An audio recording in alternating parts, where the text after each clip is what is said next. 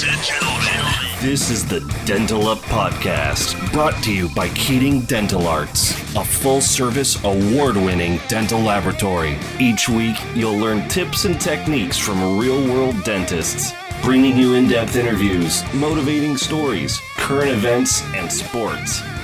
Here's your host, Sean Keating. Hey everyone, Sean here. Welcome to another episode of the Dental Up Podcast.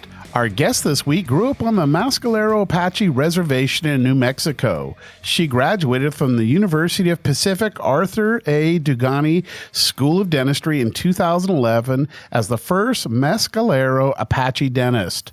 Her vision is to reduce the high burden of oral health disease among Native populations and to apply her public health skills to create wide-scale oral health care prevention programs for Native children. Currently practicing from Ruidoso, New Mexico, please welcome Dr. Felicia Fontenot, DDS. How's it going, Dr. Fontenot? It's good. It's so nice to talk with you, Sean. Finally. Oh, that's so great. Cool. I know we've been working a long time, man.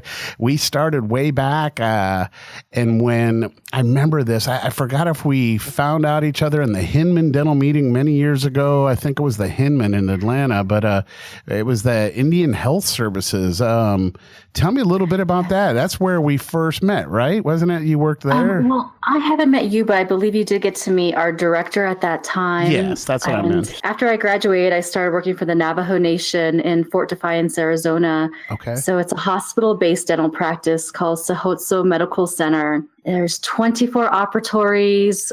When I was there was about 13 dentists, yes, a couple of pediatric dentists, an endodontist, and the general dentist. And we were looking for an awesome lab because the lab we had was not cutting it. It was terrible. Yeah, and I chose that job specifically because I didn't want to lose my crown prep and bridge skills after graduation.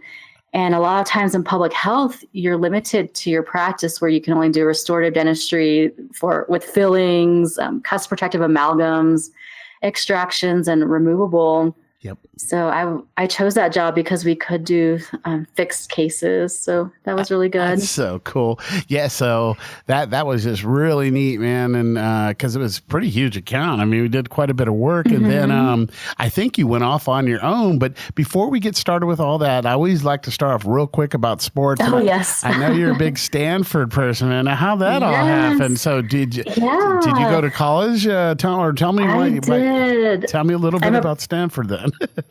I'm a proud 2003 Stanford graduate, and we just had our reunion homecoming. So we flew in Thursday, and I met my best friend at Stanford. So, that's so cool. My husband, my son, we met with her, and we went to the Stanford football game. They were playing Washington State.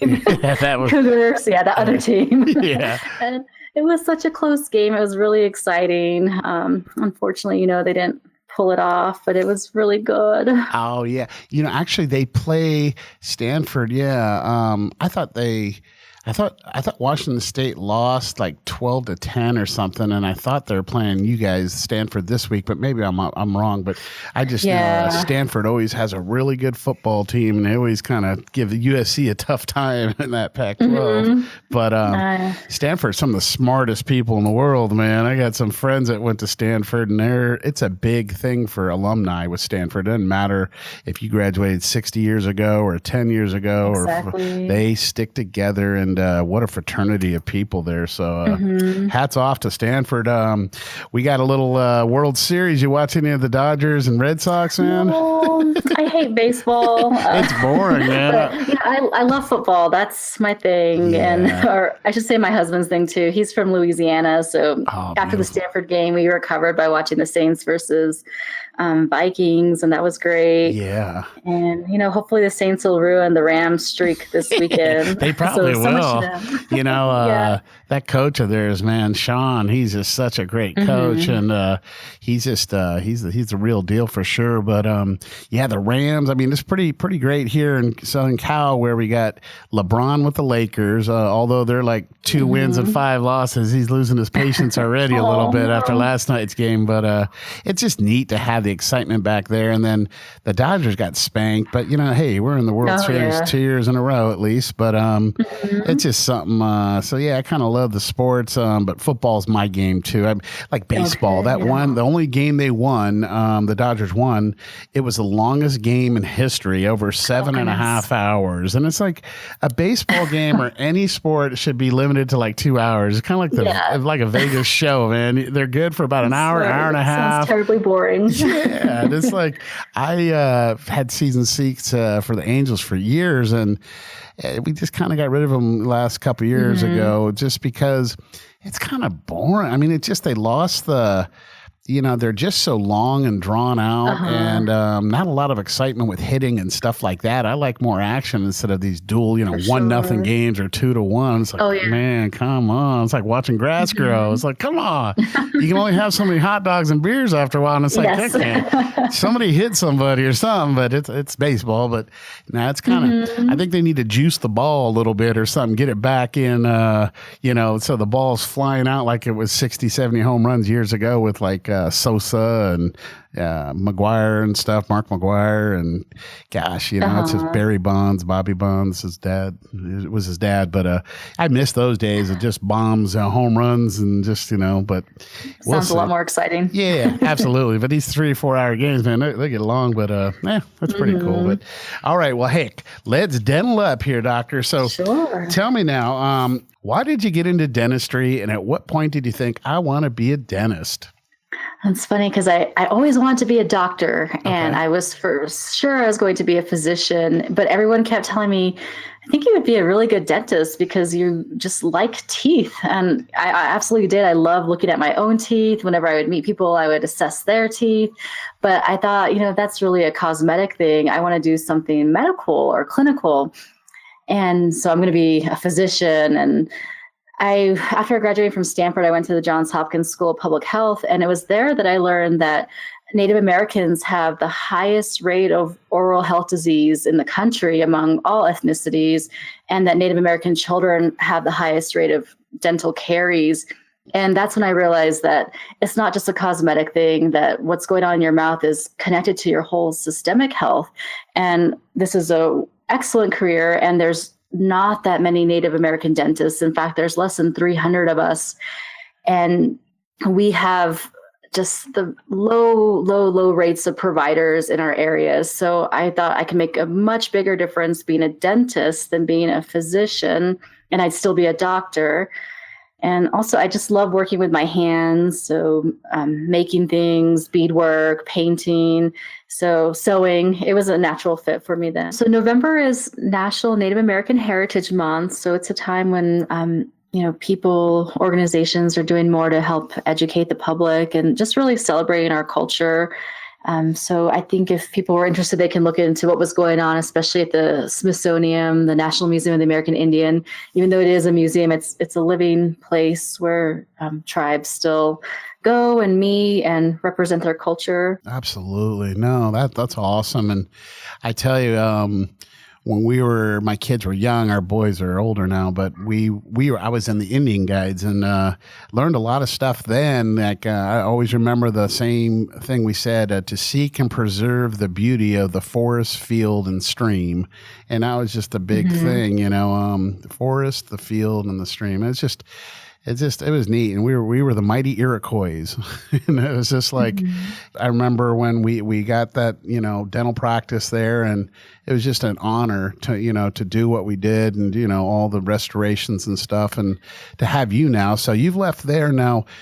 Tell me a little bit about with college. How did that work out? I mean, for you to go to Stanford, man, I mean, that's hard to even get in there. So you had to be super, super smart. And most dentists are. I mean, a lot of biology and chemistry and all that stuff. What did you do going to college? Where'd you go to college? Tell me a little bit about your journey there, if you could, doctor. I'm the first in my family to go and complete college. And I really just felt that I was strongly encouraged by my parents, by my family, by my tribe. We're a matrilineal tribe, so women are always encouraged to do whatever they believe is possible. So I had no doubt that I could leave and be successful. But when I got there, it was different because it's hard to have there's not that many role models because there's not that many people who have made it through. There are some. And so it was challenging. The first year really was difficult. I thought I was well prepared. I came from a public school and I had to learn a lot my freshman year of college to just catch up with all the chemistry and, the calculus on top of all the reading for the humanities and the writing. So it was a challenge. But I stuck the course, and I was really lucky that Stanford has a strong Stanford American Indian organization. So I had people there that I could turn to, and they knew where I was coming from, and they were also doing the same thing. So some of my classmates, they're doing fantastic things in their lives and their careers now. And after graduating from college, I wasn't quite ready to apply to medical school yet. I wanted to retake some courses. And I was able to get a job at the Johns Hopkins Center for American Indian Health in Baltimore. And at that time, while I was working, I also did a master's in health science there at the School of Public Health. And that really helped solidify my science background so that I could be an excellent candidate for dental school. That's so cool. It's so tough to be a dentist. As I hear all these doctors that I talk to on podcasts just about their education and what they have to go through, it's quite the challenge. I just don't know how. It's a journey. Yeah, it really is. And the dental school isn't easy.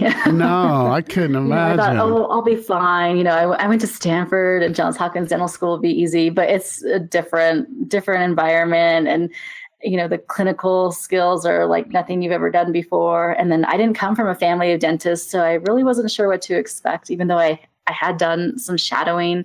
But a lot of my classmates are very well prepared because they'd come from families of dentists, and they'd known they wanted to be dentists since they were young. No kidding. That's amazing. What an amazing story for you to go through, and first in the family too, and all that, to finish college and to be a doctor like this. That's so neat. So how long did you work at how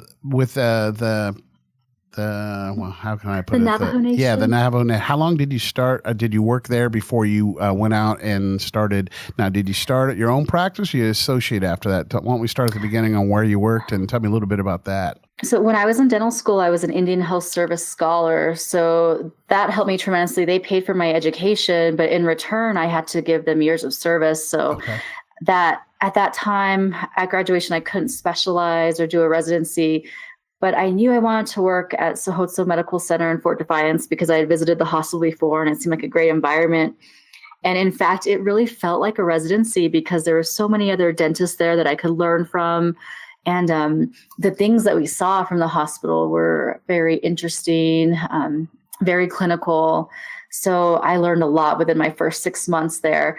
And I ended up staying for 7 years. I worked my way up. I left as the deputy director of the program. But that's awesome. Although I am Native American, and the tribe was extremely welcoming to me. They've been so good to me. I always felt a little sense of guilt that I wasn't working for my own people. And my tribe actually did support me when I was in school through scholarship. So I wanted to come back and serve my own community, but I wanted to do so in a different way and to try something that hadn't been done before, which was through private practice, to see what I could do so that I wouldn't be limited to just fillings and extractions. And right now I'm an associate. Okay. And so the owner dentist has a large group practice in a neighboring town called Alamogordo. And they just acquired a small office in Ruidoso. And I asked if they were looking for a full-time dentist there, and they were. So I just had the great fortune to be the solo dentist, kind of running my own show in Ruidoso and seeing patients that I've known since I was a child. How cool is that? Amazing. That's so rewarding. Yeah. Oh, that's neat. It has been really rewarding. And, I don't know what the future holds, but maybe someday I can work with my tribe so that we can develop our own community dental clinic like you suggested. Yeah. The tribes in California getting together. We have a casino. Maybe we could use our revenue someday to build a really fantastic clinic for our people. Absolutely. Now, I would just think that that would be something they would think to be doing it across the, all the nations, of Indians in different states. I mean, to have, I'm sure they have the medical, practices. I would think, they'd get some dental programs out there. But I think with you being, one of the first, full, Apache dentists, that's neat. I think that's just, you're a trailblazer. I think it's something that is just really a neat thing. And you just, gosh, I just know around here, there's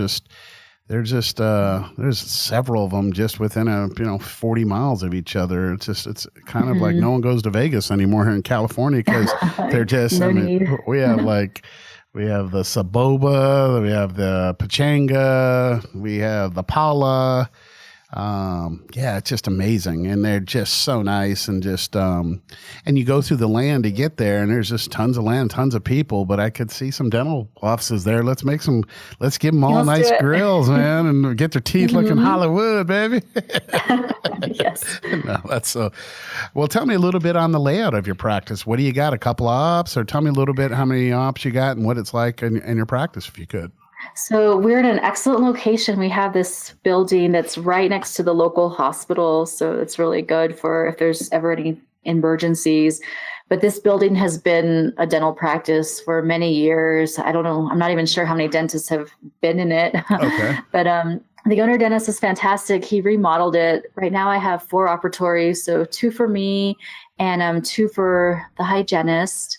And then we also have 1 operatory that's more of a clinical consultation room, so it's not a full operatory. So I guess 5 work areas. And in the back we have a nice area for the staff, and it's a nice little place. That sounds awesome. What about what kind of procedures do you like doing and what don't you like doing? What do you like say, hey, I gotta send this out, or do you like endo, or you sticking implants? Tell me a little bit of what you like to do and what you don't like to do. Okay, so I really like doing oral surgery at the hospital. Often we were the only place where patients could go, so there were some extractions where we just had to do it. We were the ones that had to do it. So I feel pretty comfortable with oral surgery and alveoplasty, tori removal, that kind of thing. That's really fun. And we had an endodontist, and he helped us a lot improve our root canal skills. So I was routinely doing my own anterior root canals. And now that I've entered private practice, I've attempted a few molars, but I like to refer those out sometimes. Absolutely. No, I hear you. Sometimes it's just easier, and you can sleep better at night. And the time and just knowing that they had a specialist do the procedure, that makes me feel good that I can do the crown after that, no problem. But no kidding. Knowing that this is a sound root canal is a good feeling. I know. And even going to some endodontists, sometimes the root canals fail. It's just it's not a perfect science sometimes, and it's just it didn't take, Sean. Sorry, got to extract and put an implant. I'm like, what? Come on. Yeah, I know. And then in private practice, we had dental assistants who were advanced. They could place fillings. So coming to private practice, it's been fun and rewarding for me to actually do, multiple back-to-back composites. It's just the art of the dentistry is coming back. And now doing multiple units of crowns a day versus just doing 1 a week, that's been really exciting to come back to. And the owner dentist, he likes to do a lot of full mouth reconstructions, and I'm excited to start doing some of those in the near future. Let's do it, man. I'll walk you through those. Hey, yes. It's like connecting the dots, man. You can do a 300 bridge. We can bring it around the horn. You don't have to split them all. We can break it up, and it's just, it's a neat thing, but it's just something that I know you'll have no problem with that. That's amazing, though, that it's just, the sky's the limit, man. You're ready to do full rehabs and everything else. You're just so eager. I just love it, man. I just, that's what's your go-to crown? What do you like putting in the mouth mostly? Well, the Bruxer is nice and easy. You just prep that. Yes. I've had some pretty strange preps and we will still get a nice Bruxer on it. I've been really grateful. I've had a few patients with, neurological disorders where they can't hold still. Okay. They move around a lot, and I've taken an impression where I haven't been 100% confident in it, but that's the best I can do. And Keating has always been able to give me a fantastic bruxer. Yeah. So Love that. That's been good. And then in dental school, I used to like to do the Empress. They're just so pretty. Oh, yeah. Emacs, those are always nice. But we still do them. I mean, not a whole lot, but we still actually do even Empress still in certain cases. There's some old school doctors that just love it. It's just a different material. But now in the Emacs and, but it's just with strength and aesthetics, matching, the Emacs with my Bruxer aesthetic, it's just, and the price at probably 30-40% cheaper. It's kind of it's a no-brainer in a way. A lot of times, the darn things are just in the oral environment. They just blending in so nicely in the colors and stuff now, and the strength is just unsurpassed. So it's kind of a neat thing there for sure. But what about do you have to do any of your marketing there? What are you doing to drive patients? Do you guys do much mailers, or do you doing any social media? Tell me a little bit about that. Yeah, so when I came back home, I was really hoping that just being a local community member, I went to Ruidoso schools from kindergarten through 12th grade, that people would just want to come see me because I was a local. So getting out there on social media to let people know that I'm back in the community. We've also done some mailers with photos of me and my family on the mailer. I actually went to the country music radio station and recorded a commercial. We did get some patients from that. That's cool. That was fun. Mostly the mailer and going to health fairs. So people here love it if you're actively involved in their communities. So I've gone to a health fair and we recruit patients that way, but it's just nice to meet the other clinical providers here, not just dentists, but physical therapists and nurses and just other people that are doing home health care. That's been really rewarding. We're having a business after hours next month. Okay. So we'll be inviting all the other local business owners to come into our practice and just, share some snacks with us and learn about our practice. Oh, beautiful. No, that's awesome. Maybe we could do some bleaching trays or something for you, some lightning or help you out there. Maybe if you got a football team or something, we could do some mouth guards for you to help out. Just let us know whatever we can do to help. Anything we can do to help you grow. That the more I can help you grow, the better we grow, right? I mean, it's just it's in our best interest to help our dental practices grow. And, obviously, good work has to be first and foremost, but anything else beyond that to help. Sometimes you get a patient out on their luck, we have to, they only got 2 teeth that their insurance or they can afford and they need 4 or 5, just let us know. I mean, sometimes, we gotta help them out. They got 7 and 8 they need replaced, but they also need 9, 10, 11, and probably 6 it's just, it's easier too for me sometimes to do 6 instead of just 2 to try to match natural dentition. That's kind of everything beautiful. Yeah. And it just looks like, I had my one friend, man, my friend's father, it is like the poor guy is like, he had his front 2 teeth where they're just crowns and they're just, they're kind of like, they're just really bad looking old PFO from the 70s. And, the color was just kind of, it was just kind of a weird color, but his other teeth were super, super yellow. And so I kind of idealized it, gave him like an A2, thinking we're going to do and bleach the rest. And so we brought him to the doctor and he looked at us, no, he ain't bleaching. This guy ain't gonna, it's like, what? No, let's just bleach him. And he's like, no, Chuck will never do it. And we asked Chuck, he goes, no, I ain't going to bleach. I like my yellow color. So we had to redo them. And it's like the size, it's like, look like mahogany, man. It's like a yellowish, but it just, you got to do what you got to do. I mean, everything isn't Hollywood toilet bowl white, and I'm used to that a lot, but we can characterize and make those teeth any color you want, really, but it's just sometimes I just don't want to do that. I want to let's just do the other ones with no charge, but I want it to look good, but they're like, no, Sean, we can't do that on every patient.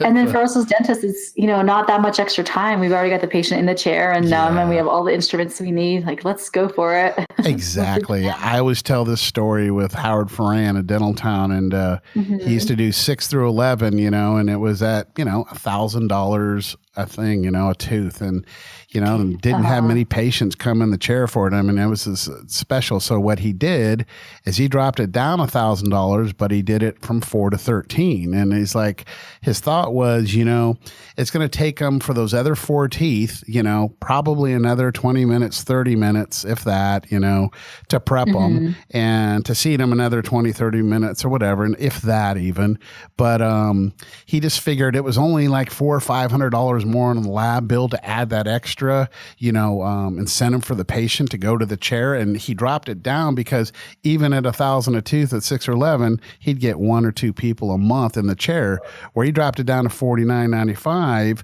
for 8 teeth from a 4 to 13. So you got the premolars, included, and even if you just buccal veneering them, not doing full crown preps, it's just for that buccal quarter to fill it out, for the smile line. And so it was a real genius thing that it was in the slow time. It was back in 08, 09 that he was doing that. 07, 08, when things were kind of going down with recession, but he had 4 people a week in that chair instead of 1 or 2 a month. He had 4 people grabbing at it, and, he wasn't making as much money, but, he basically had, a little over $1,000 lab bill, probably a couple thousand in overhead, but he's making $1,000 or $2 still on each patient. And that's nothing, to, sneeze about. I just think some doctors, they're stuck on their prices and that, but sometimes you have to do things a certain way to fill the seats and to keep busy. And, he did that for a while. I don't think they do it anymore because I don't think they need to, but for a time there, you're the boss. You can do what you want. But at the end of the day, it's just a little bit of time, like you said, a little bit of extra time to prep those teeth.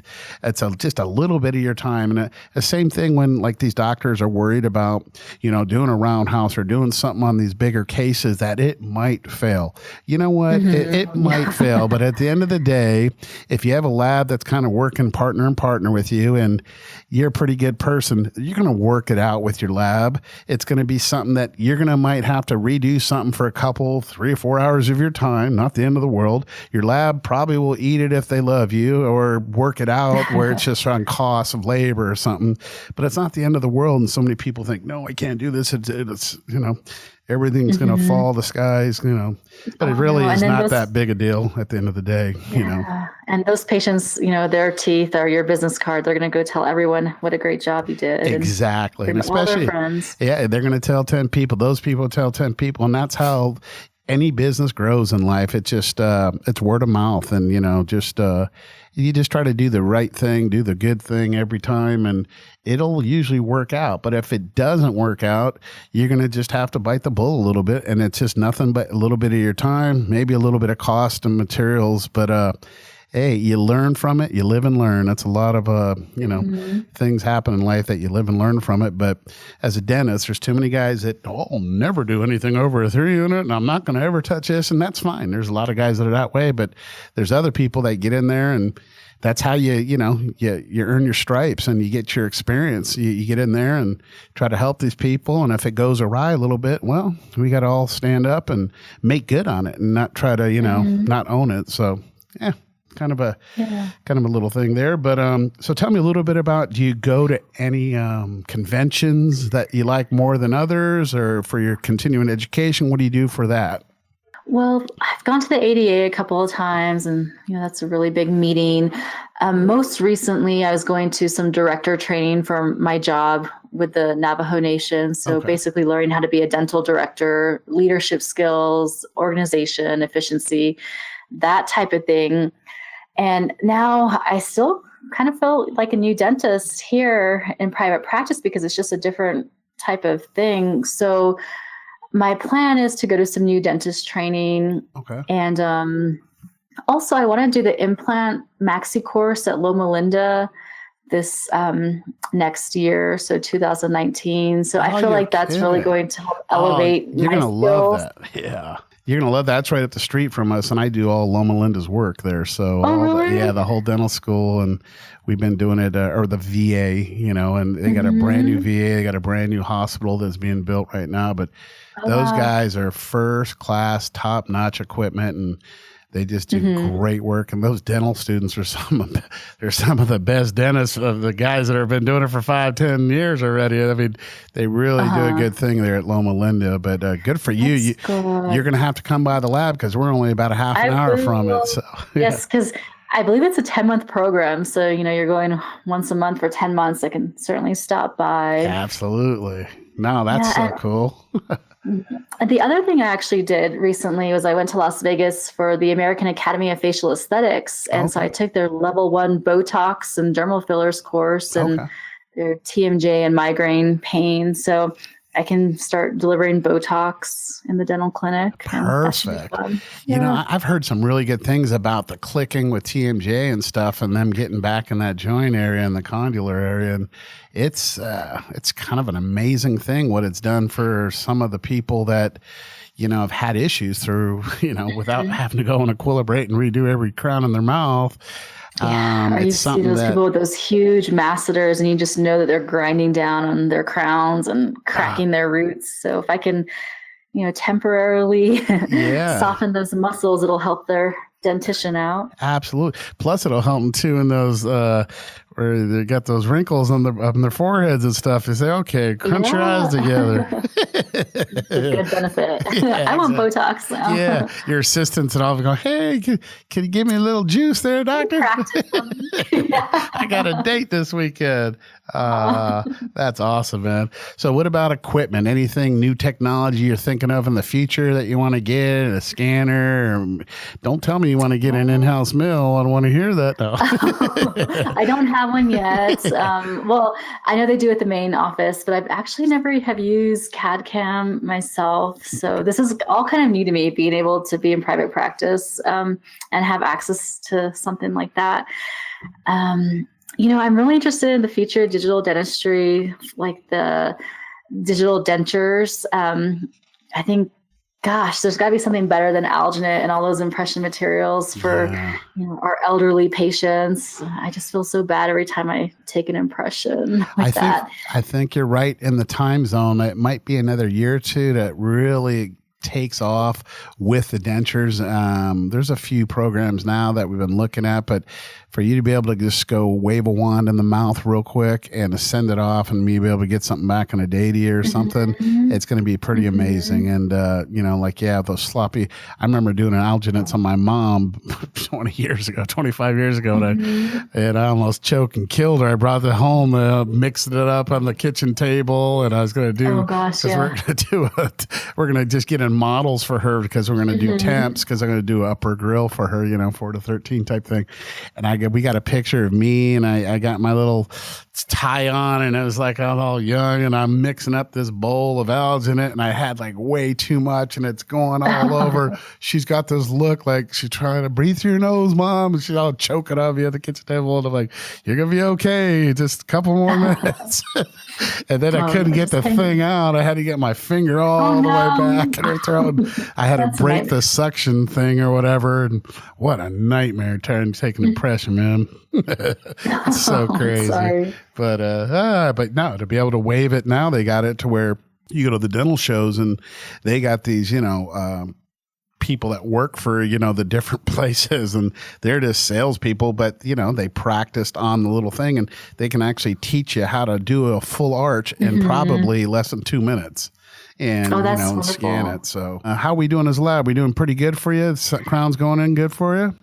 Yeah, you guys are doing excellent. I love communicating with Ramona and, I know Barry's been really good and it's just been fantastic. I can take a picture with my cell phone and send it to you all. And if there's any kind of issues, you'll send me a reduction coping. It's been really good. Yeah, and it's been so good that when, I started private practice, I did try the lab that they were using, but I really missed you all. So thank you. Man, we got to get to the boss guy of those roundies. Tell him, let Mr. Shawnee boy here do a roundy for you and see what he thinks. Tell him I'll do one for him at no cost. Just give Sean a try and I'll show him what we can do, man. Show him the Keating difference. Yes, let him know. No, that's so cool. Well, man, gosh, I just can't thank you enough. I really appreciate it. And, I just think with you being, I think you're going to be the foremost and the front line of the Indian movement now. I hope so. And I hope, not to be the only Mescalero or Apache dentist. I hope that other kids will be inspired that, someone from our area did it. I can do it too. So I really hope so. Well, hey, I can't thank you enough for your time. And if there's anything I can ever do, please let me know. I appreciate all the work, and I just can't thank you enough. I know Ramona and all the girls upstairs, they're all excited when they got you to do a podcast. They're like, yeah, she's going to do a podcast, and they all love you. It's a surprise. It's like, oh, really? Keating has a podcast? So nobody knows. It's really fun. It's an honor to be invited. Thank you. No, thank you. We really appreciate it. And if there's anything at all, you just let us know. And again, thanks again for coming on our podcast, and we'll talk to you real soon. Yeah, thanks so much, Sean. Okay. Bye-bye. Bye-bye. Thanks for joining us on the Dental Up Podcast Show this week. Make sure to follow us on Facebook, Instagram, and Twitter, or search the Dental Up Podcast on iTunes for our weekly feed. Don't forget to visit KeatingDentalArts.com/promo for exclusive offers. Keating Dental Arts is a full-service dental laboratory, and we're nationwide. We'd love for you to send us a case so we can show you the Keating difference. If you dig what you heard, please leave a review on iTunes, and we'll be back next week.